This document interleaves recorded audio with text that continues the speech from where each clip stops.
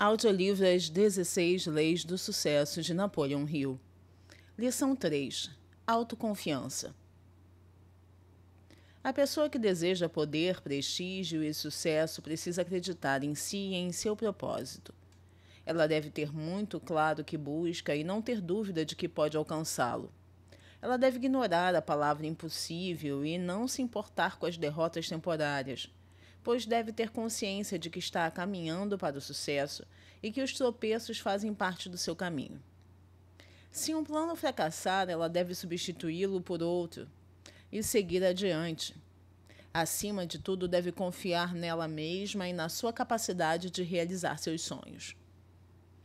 Chaves do sucesso. As pessoas têm apenas uma leve ideia das possibilidades que dormem dentro delas e que apenas esperam para ser despertadas. Elas nunca terão concepção verdadeira dessas possibilidades se não desenvolverem uma autoconfiança superior ao plano das influências vulgares do ambiente em que vivem. E não há entre as forças humanas uma tão capaz de libertar essas possibilidades quanto o princípio da autossugestão.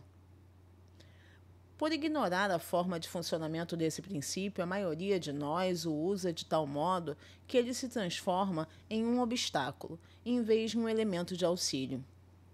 Pense, por exemplo, no que acontece com um vendedor que não possui a autoconfiança necessária em si ou no seu produto. O que acontece quando ele aborda um cliente em potencial? O cliente sentirá sua falta de confiança e, devido ao impacto que ela terá sobre ele, dificilmente acabará realizando a compra. Ou seja, os pensamentos do próprio vendedor irão sabotar seu desejo. Isso acontece em inúmeros segmentos da vida e justifica a importância de desenvolver as qualidades que lhe dão a autoconfiança necessária para expor o melhor que há em você. Esse capítulo irá ajudá-lo a compreender o princípio da autossugestão e, dessa forma, dominar o medo, a insegurança, adquirindo a autoconfiança necessária para realizar seu propósito definido. Querer é poder. 1.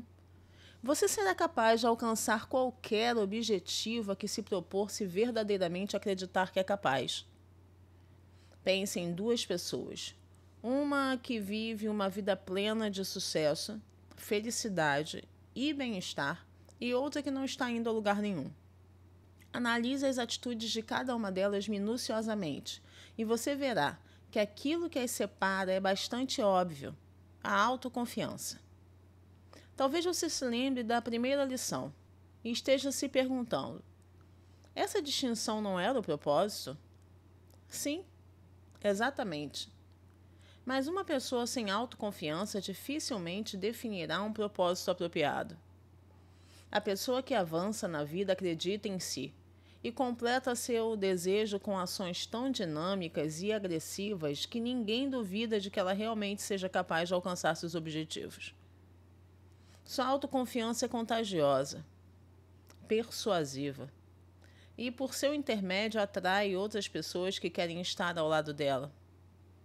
Por outro lado, a pessoa que não avança na vida revela claramente pela emoção expressa no rosto, pela postura no corpo, pela falta de ânimo no caminhar, pela incerteza das palavras, que não confia em si mesma. Por isso, dificilmente definirá um propósito. E quando o fizer, dificilmente atrairá outras pessoas para perto dela, a não ser que mude de atitude. Odeio ter que dizer isso, mas uma coisa é certa: ninguém estará a fim de investir em uma pessoa que não aposta em si mesma. A primeira pessoa apta a colocar todas as fichas na mesa de apostas por você deve ser você mesma. Repito, infelizmente ninguém acreditará em você se, em primeiro lugar, você mesmo não acreditar. 2. Convença-se de que você é capaz, e a opinião de ninguém mais importará. Chegou a hora da pergunta de $1 milhão. Como você pode aumentar sua autoconfiança? Em cada um de nós existe um potencial, um talento nato que, se for motivado pela atitude mental adequada, nos levará a níveis de excelência nunca antes imaginados. Todos temos algo de útil que, se for despertado por uma influência externa apropriada, nos conduzirá ao auge das realizações de uma maneira que nunca sonhamos. Você precisa descobrir onde está essa força e desenvolvê-la incansavelmente, até os limites da perfeição. A autoconfiança vem daí. Imagine duas pessoas com enorme talento para a música e com forte paixão por violinos. Uma delas, desde cedo, dedicou-se com entusiasmo e disciplina para desenvolver a arte de tocar o violino com maestria. A outra relapsa, distraiu-se com outras coisas e mal aprendeu a tocar o instrumento. Agora as duas têm a oportunidade de se apresentar em público. Quem você acha que terá mais autoconfiança? É óbvio, não é? Da mesma forma que um violonista profissional que detectou seu talento cedo na vida e o desenvolveu ao longo de décadas, pode pegar um violino e tocar músicas que alguém com o mesmo talento, mas sem a prática, não consegue, há um talento escondido em você, esperando para ser desenvolvido. Se você fizer isso, vai atingir um nível de confiança que nunca teve. Esse talento é a sua base mais firme. Se você descobri-lo, estimulá-lo e atuar sobre ele por tempo suficiente e de forma certa, alcançará níveis extraordinários de excelência. Entenda, ninguém é bom em tudo. Escolha uma coisa e pratique-a, até se tornar o melhor do mundo nela. Você não acha incrível que pessoas sem expertise alguma queiram subir a níveis elevados de sucesso? Isso é muito difícil de acontecer. Sucesso, prestígio, riqueza sempre tem uma base sólida que o sustenta. Em geral, essa base é um talento muito bem desenvolvido. E então eu lhe pergunto, qual é o seu talento? Você já o desenvolveu? Qual é a sua expertise? No que você é o melhor? Acho que é importante introduzir a palavra talento com um pouco mais de profundidade. O que exatamente significa talento? Talento é aquela habilidade que você possui de exercer determinada atividade com uma facilidade maior do que grande parte das pessoas à sua volta. Pense naquilo em que você sempre foi naturalmente bom. Ao praticar essa atividade, você se sente confortável, tranquilo e seguro, mesmo antes de ter muito conhecimento técnico e uma prática considerável. Na medida em que você for aprimorando esse talento com conhecimento, técnica e prática, estará extraindo o melhor de si. Além de se tornar bom nisso, vai obter satisfação, prazer e sentido nessa atividade. A receita do sucesso é descobrir essa atividade, torná-la a base sobre a qual você definirá seu propósito de vida e depois desenvolvê-la. Um exemplo. Você identificou que seu talento é a música. Você ama a música, tem facilidade em aprender a tocar guitarra, consegue tocar 15 horas todos os dias, 7 dias por semana, não enjoa. Se você definir ser um guitarrista profissional como o seu propósito, é só praticar. Não temer. Vimos que Henry Ford, ao longo da vida, acumulou mais riqueza do que qualquer outro contemporâneo seu. Ford, assim como seus colegas, tinha um nível escolar baixo e nenhum capital para investir. Mesmo assim, alguns anos mais tarde, centenas de profissionais, muitos com inteligência, conhecimento e educação superiores aos dele, trabalhavam para Ford por salários insignificantes. Por quê? Ford tinha sua confiança baseada em seus pontos fortes. E isso nenhum tipo de ensino ou educação formal pode nos dar. Mas o sucesso de Ford não caiu do céu.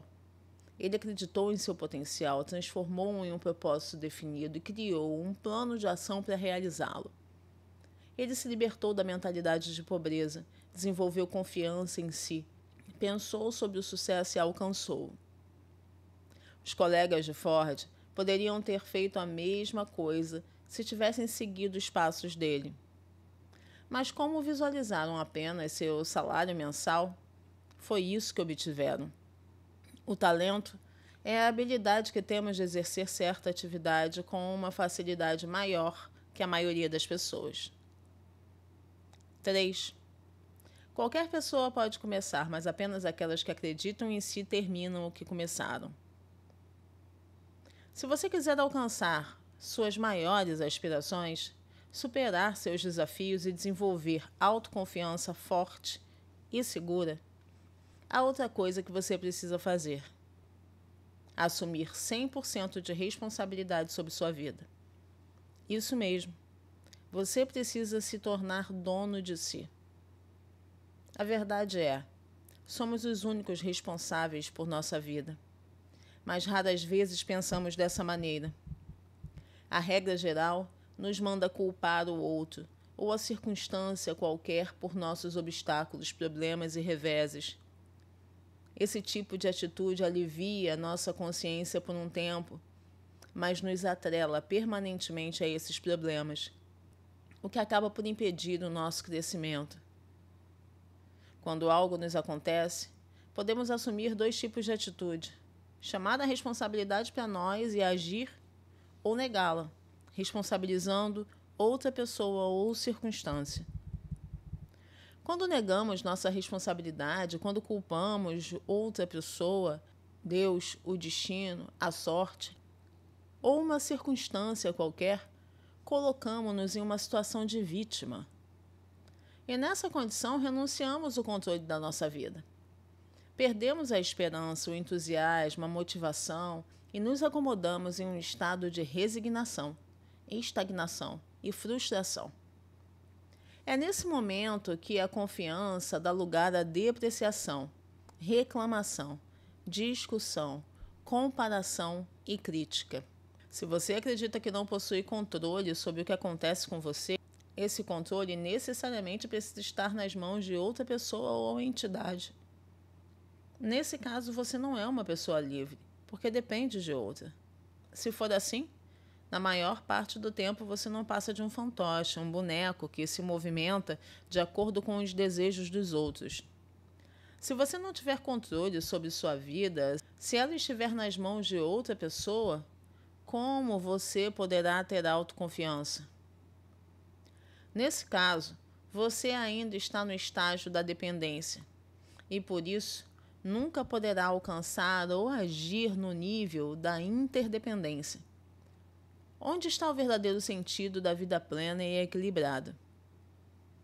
Outra coisa, se você depender de outra pessoa, pouco adiantará definir um propósito para a sua vida.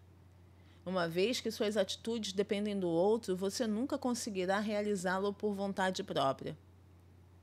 Nesse caso, há poucas coisas que poderá fazer com sua vida, além de torcer para que quem esteja no controle seja benevolente, piedoso com você. E isso geralmente é muito frustrante.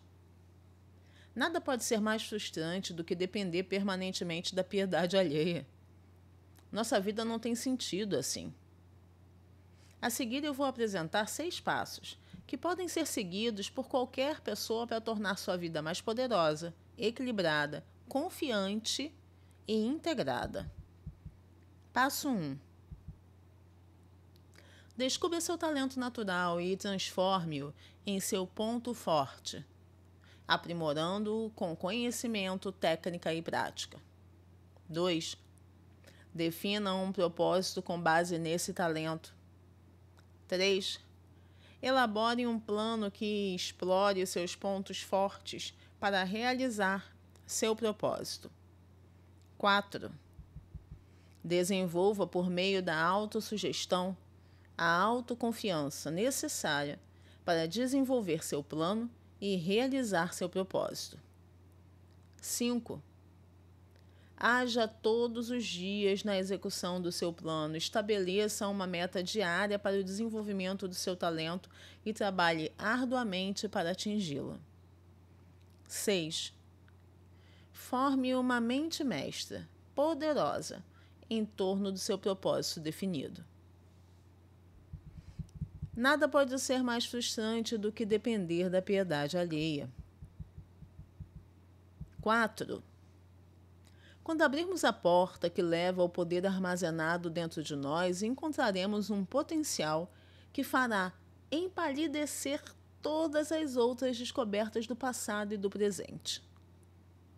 Esse tipo de dependência da qual acabamos de falar é muito mais comum do que se imagina.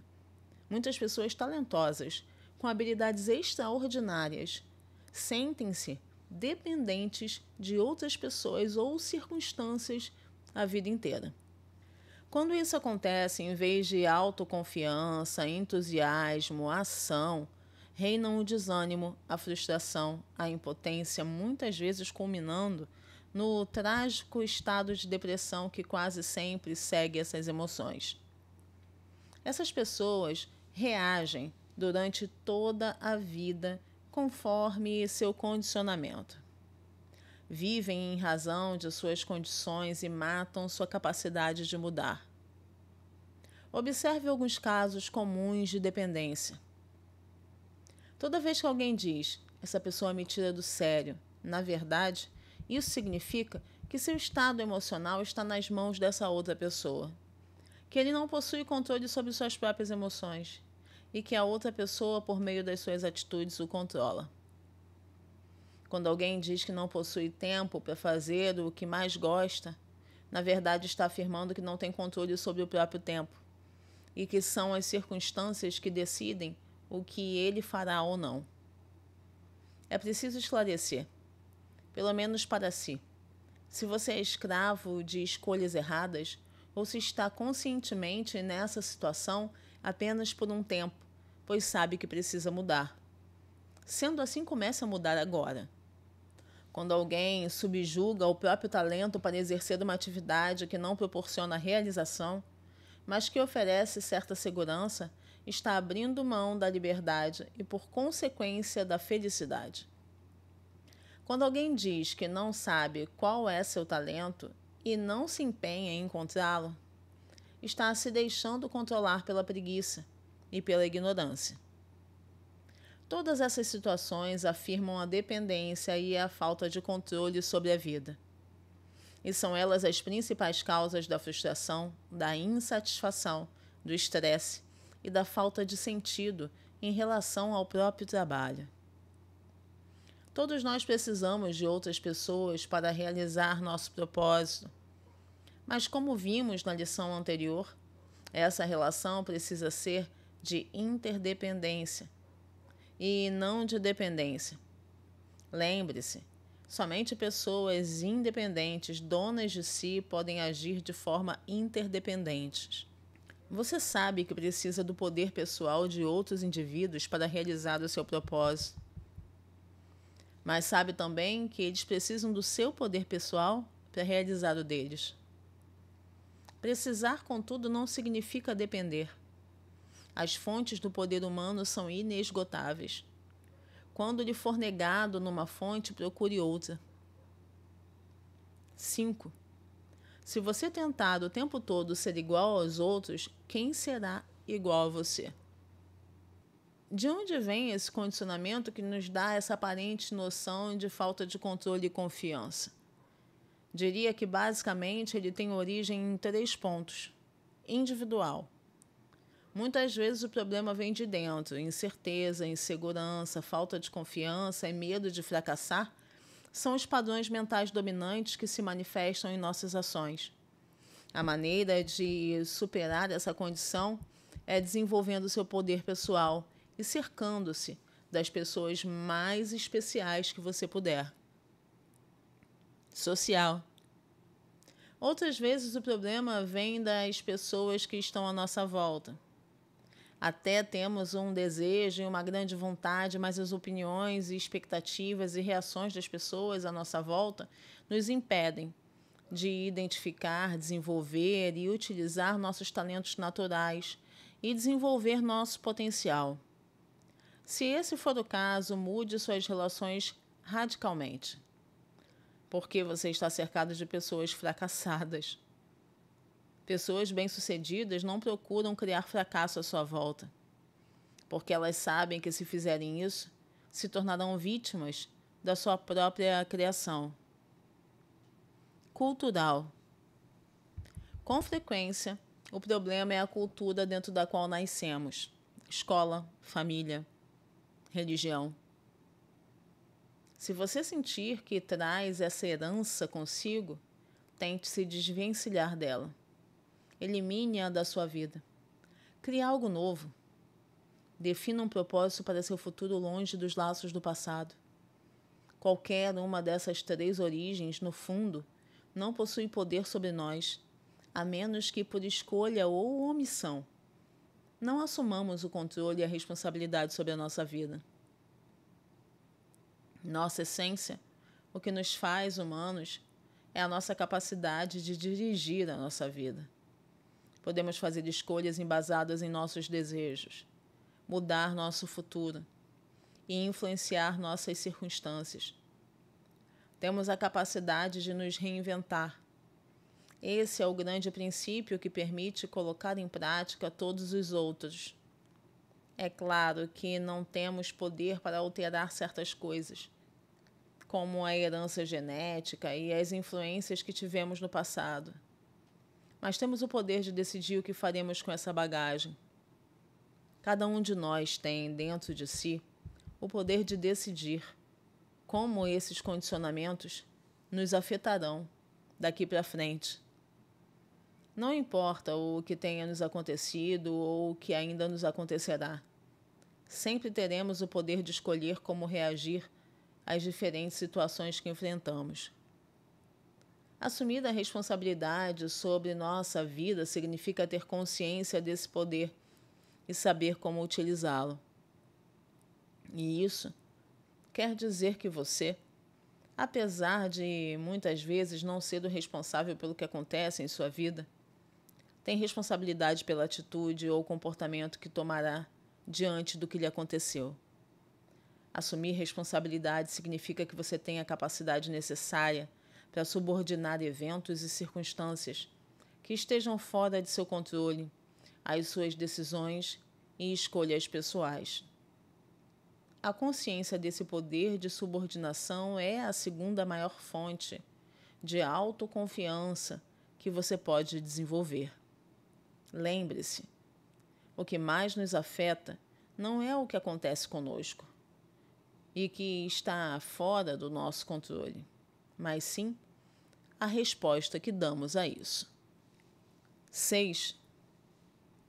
Não há nada mais trágico ou mais comum do que a inércia mental. Para cada 10 pessoas fisicamente preguiçosas, existem 10.000 mentalmente estagnadas.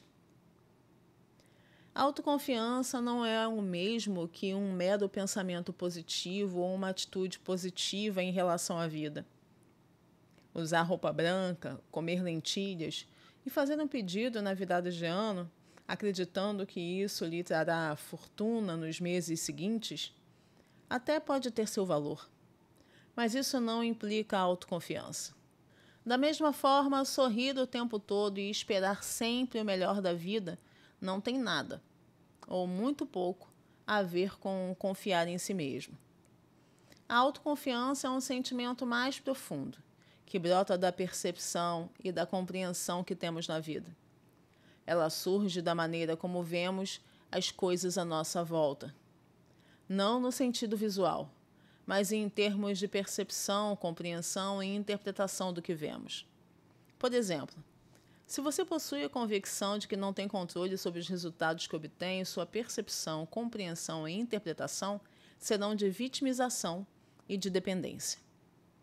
Quando acreditar que a culpa não é sua, acabará não assumindo responsabilidade e não dando a resposta adequada. Nesse caso, você pode até agir de maneira positiva, pode sorrir e dizer que a vida é assim mesmo. Seu pensamento e sua atitude estarão sendo positivos. Mas será que você poderá dizer que está sendo autoconfiante? Certamente não. Então, o que é a autoconfiança? É ter uma convicção segura de que podemos agir sobre as circunstâncias e, muitas vezes, torná-las nossas aliadas. É ter a convicção profunda de que a escolha final é sempre nossa e de que podemos fazê-la de maneira que sempre nos beneficie. 7. A indecisão é projeto do medo. Ela se materializa em dúvida e as duas juntas se combinam para formar o medo. É muito importante que você entenda isso. A autoconfiança, na verdade, é uma convicção. Nossas convicções são inseparáveis dos nossos resultados. Elas são fonte de nosso comportamento e atitude. Elas definem a forma como nos relacionamos conosco, com os outros e com as circunstâncias à nossa volta. Elas são as lentes que definem o modo como vemos o mundo. O que vemos sempre está muito mais interligado com nossas convicções do que com a nossa própria realidade. A realidade não é como a percebemos. Nós a percebemos da forma como somos. Se quisermos mudar nossa realidade, deveremos mudar primeiro as nossas convicções. Ter consciência desse processo nos dá controle absoluto sobre a realidade e nos enche de autoconfiança. Por isso, todo processo de mudança externa começa necessariamente dentro de nós. Nossa forma de pensar, que cria nossas atitudes e que, por sua vez, cria nossos resultados, não passa de consequência de nossas convicções. O que isso quer dizer? O pensamento, ao contrário do que imaginamos, não é a origem de nossas ações. Ele é um estágio intermediário entre o que realmente acreditamos, nossas convicções e nossas atitudes, que são a manifestação dessas convicções. Por isso, pensar de forma positiva, quando no fundo nossas convicções nos dizem outra coisa, não é muito eficiente. Se quisermos de fato mudar, teremos de ir a um nível além do pensamento e alterar aquilo em que realmente acreditamos.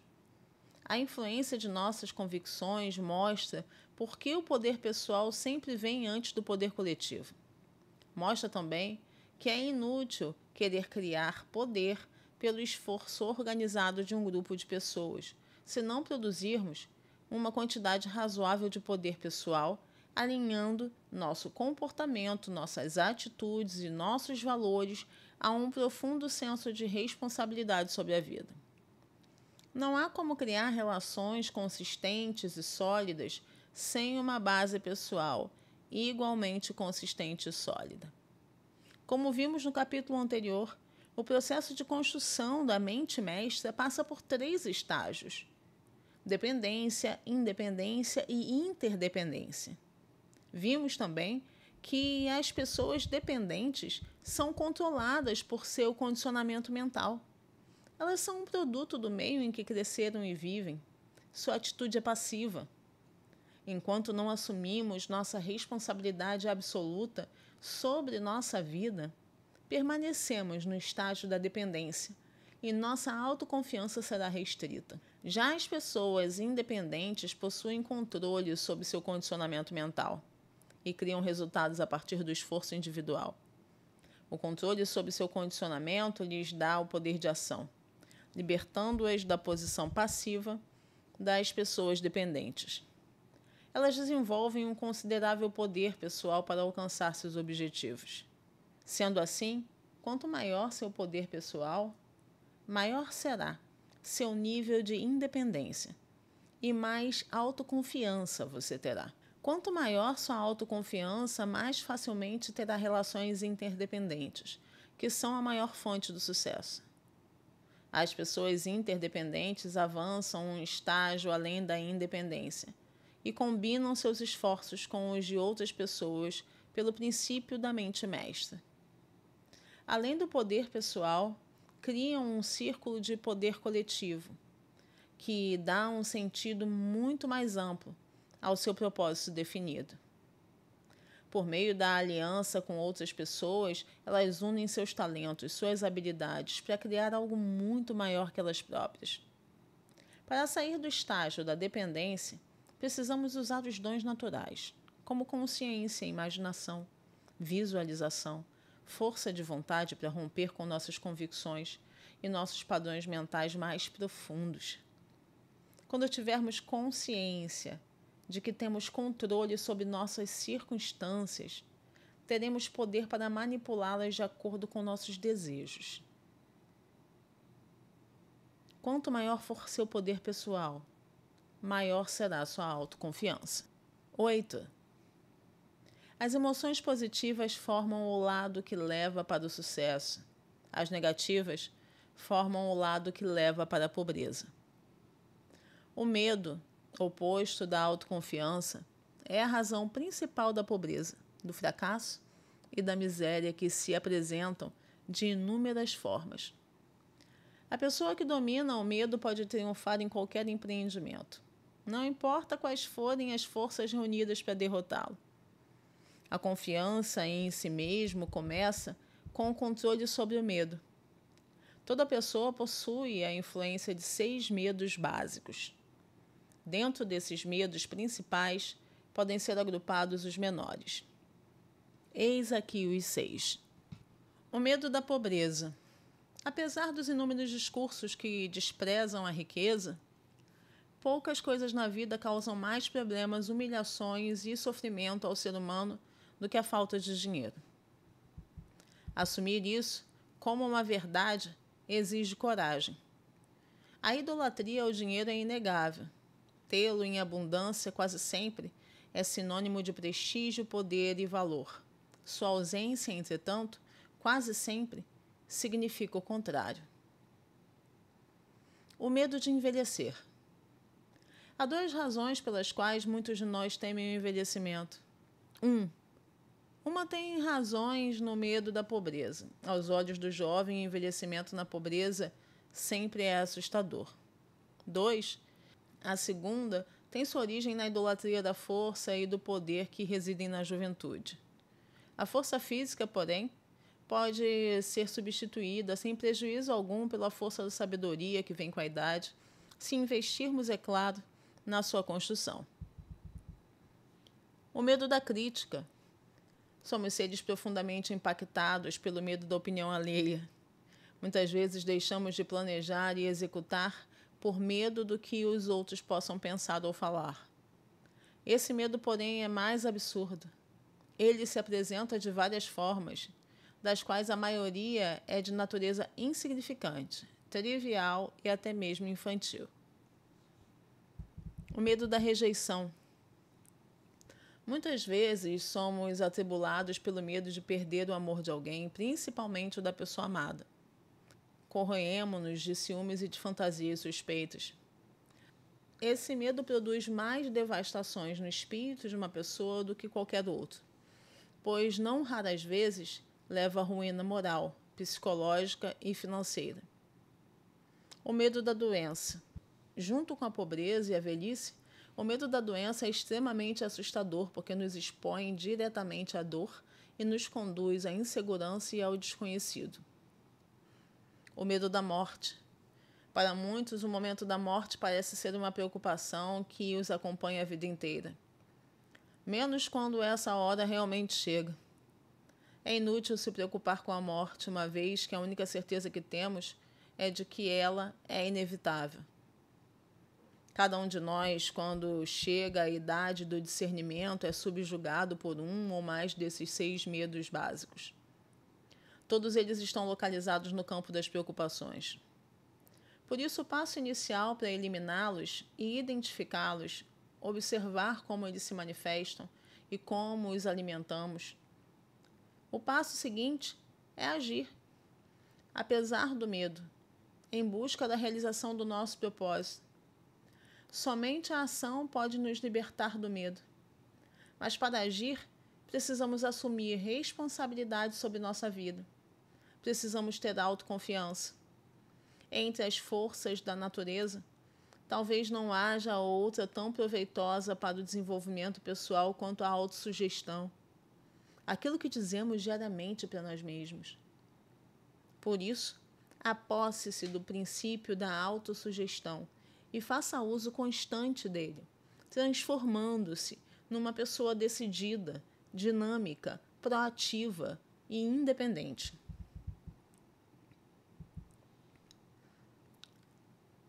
Comece por copiar esse texto, memorizá-lo e recitá-lo durante 60 dias, 3 vezes ao dia, refletindo sobre cada verso. Creio em mim mesmo. Creio nos que trabalham comigo. Creio no meu líder. Creio nos meus amigos. Creio na minha família. Creio que Deus emprestará tudo o que eu necessito para triunfar, contanto que eu me esforce para isso por meios lícitos e honestos. Creio nas orações e nunca fecharei meus olhos para dormir sem antes pedir a divina orientação, a fim de ser paciente com os outros e tolerante com os que possuem crenças diferentes das minhas. Creio que o sucesso é o resultado do esforço inteligente e não depende de sorte, de magia, de amigos duvidosos, de companheiros ou do meu chefe. Creio que tirarei da vida exatamente o que nela colocar, e assim sendo, serei cauteloso quanto a tratar os outros como eu quero que eles me tratem. Não caluniarei aqueles de quem não gosto. Não diminuirei o meu trabalho por ver que outros o fazem. Prestarei o melhor serviço de que for capaz, porque jurei a mim mesmo triunfar na vida e sei que o triunfo é sempre o resultado do esforço consciente e eficaz. Finalmente, perdoarei os que me ofendem, porque compreendo que algumas vezes eu ofendo os outros e necessito do seu perdão. 9. Primeiro, formamos nossos hábitos. Depois, nossos hábitos nos moldam. Basicamente, todas as nossas atitudes se enquadram em 2 campos: o das preocupações e o da influência. Pessoas dependentes geralmente atuam no campo das preocupações. Elas sentem os problemas, percebem o que está errado, mas se submetem passivamente às suas preocupações por causa da sua dependência. Quando assumimos responsabilidade sobre a nossa vida, passamos do campo das preocupações para o da influência. O campo das preocupações sempre está fora do nosso alcance. É algo externo, do qual acreditamos depender passivamente, como vítimas indefesas. Nesse campo, o foco são os outros, as circunstâncias, os eventos. Já o campo da influência está dentro de nós. Somos nós que temos ação sobre ele. Quando focamos nossa atenção e energia para nós mesmos, nos questionando, desafiando, refletindo e mudando nossas convicções e atitudes, expandimos nosso campo de influência e aumentamos nosso poder pessoal. O resultado será um aumento de segurança, conforto e, consequentemente, de autoconfiança. Não há nada mais trágico ou mais comum do que a inércia mental. Para cada 10 homens que são fisicamente preguiçosos, existem 10.000 que são mentalmente estagnados. E um espírito estagnado é um enorme campo fértil para o medo e a insegurança. Nossas convicções, basicamente, são hábitos de pensamento. Viver no campo das preocupações, assim como no campo da influência, é consequência do hábito de pensar e agir que adquirimos ao longo da vida.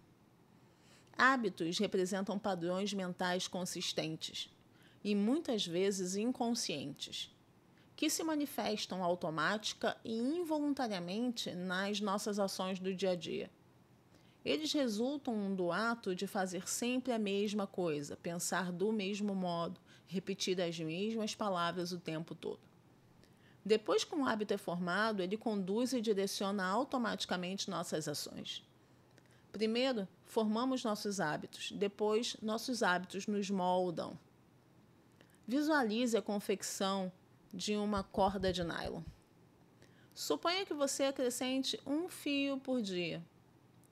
Apesar da fragilidade de cada fio isolado, em pouco tempo a corda não poderá mais ser rompida. Nossos hábitos mais profundos são como cordas bem tecidas, difíceis de serem rompidos. Por isso, condicionamentos como o de ter uma atitude passiva, procrastinar, criticar, condenar e culpar os outros não podem ser mudados de uma hora para outra. É necessário tempo e dedicação. Uma mente estagnada é um campo fértil para o medo e a insegurança. 10. Não gostamos de ser perturbados nas nossas crenças, convicções e preconceitos.